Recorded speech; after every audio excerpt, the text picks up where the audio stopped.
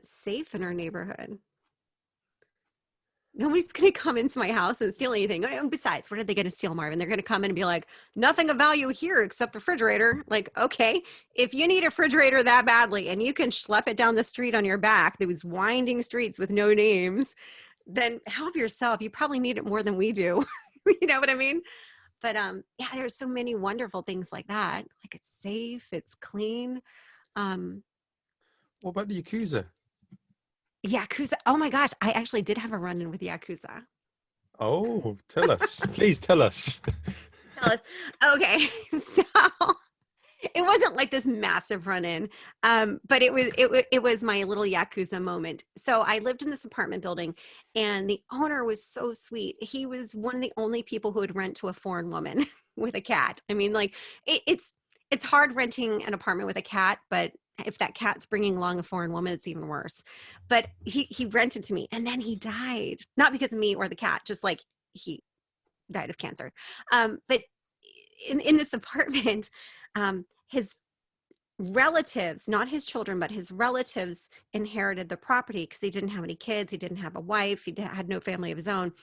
And so they wanted to kick us all out. And they thought, oh, well, it'll be easy to get the foreigner out. We'll just tell her to leave. But Japanese law says you're supposed to let them finish out their contract. Everybody who's a renter or tenant finish out their contract, and you have to pay their moving cost, because the moving in Japan is like first month, last month, gift money to the landlord. You know, like it turns out to be 5 months of rent to move into an apartment. And so they thought, well, we don't have to pay her. We'll have to pay the Japanese people, but not her. So they just sent some Yakuza guys to my door to knock on my door. Conk, conk, conk, you know. You get money. Yeah, they're like, you know, we want you to leave this apartment.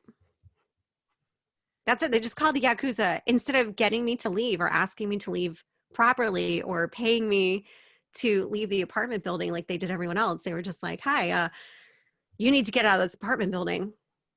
We need to know what your visa status is. Hey, go show us your passport. Like all sorts of stuff. They just knock on my door every other day. I would have knocks on the door from the Yakuza. I was terrified because I was on tour at the time. And so every weekend I'd be on this nationwide tour. So I'd be in a different prefecture. And I was like, oh my God, what if I come home and there's like my cat hanging from the ceiling? Like these little anxiety things, like, oh, my cat, you know. But nothing bad ever happened. I did get a real estate advocate, and I ended up living rent free for 9 more months because they kept refusing to receive my rent. And they had to pay for me to move, which was great. So if you ever do have Yakuza knock at your door, do not hand them your passport and just stand your ground. Okay. However, the Yakuza did end up burning down the housing advocate office. So maybe that wasn't so good for the advocacy office, but yeah. I hear Japan has quite an interesting relationship with the Yakuza. Is that true?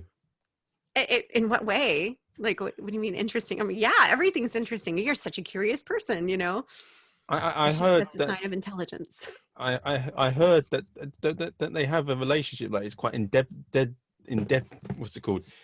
Inside the Japanese sort of culture. It's been like, it's not like in the UK and America. You have these little gangs and they do different things, but the Yakuza are actually proper part of Japanese culture and like inside the nation.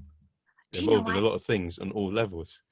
I have a friend. His name is Jake Adelstein. You've got to meet him. He's incredible. And he wrote a book about the Yakuza. Oh, that book is being turned into a movie. Oh. It's really cool. Yeah, it's really, really cool. So yeah, and he was the first person to take me on a Yakuza tour of Kabukicho, it's the red light district of Shinjuku in Tokyo. And it's, you know, he take me on this little tour of the back streets. He's like, well, see this little sign here? And I'm like, oh yeah, the sign for, you know, the telephone club. I'm like, what's a telephone club? Do you just like call somebody up and make friends? Like, wrong number, you know, what is it? And he's, no, like you get on a telephone and you get a date. Like, wow. It's like telephone prostitution. He's like, yes. You know, every little thing, he would walk every corner we went, he would tell me a different story about how the Yakuza were involved, or how the Yakuza were involved with this major off-brand discount retailer. And it was just, you have to meet him, Marvin. His name is Jake Adelstein. Check him out. Follow him on Twitter. Incredible story. He used to be an investigator. He used to be an investigative detective, and he worked for a newspaper. And absolutely fascinating guy. Anyways, check him out. Check his movie out, Jake Adelstein. And so, yeah, I mean, it's simply part of Japanese culture. The thing that a lot of people don't know about is how the Yakuza are really good people. Yeah. In general, I mean, other than like burning down my real estate advocate's office. But I mean, that wasn't their fault. They were hired. I mean, what are you going to do? But on the other side, during the earthquake in 2011, yeah, you know, it's kind of ridiculous around here. The government's like, what do we do? What do we do? And they're like, we have bananas. We'll send these bananas up to Fukushima and put them in the shelters, so people who are staying in the shelters will have something to eat, because they were running out of food, running out of supplies. But the thing about Japan is everything has to be done equally. Okay. Like if there are 4 bananas and there are 5 people there, they cannot give anyone a banana. All the bananas will go bad before they give them out. Oh, okay. So that scenario did happen. Not 4 out of 5. It was actually quite a larger number. But the Yakuza, now they got this mega great system. So here they were like, there's an earthquake. Ooh. What are we going to do? And they're like, wow, well, we've got all these wholesale supply shipment chains. We know where, you know, they have this whole entire network of trucking and systems. And so immediately they jumped into action and sent stuff up to Tohoku.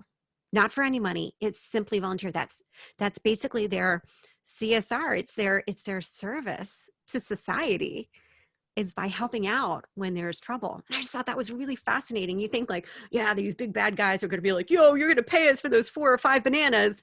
No, they're like, how can we leap into action now? So I thought that was really interesting.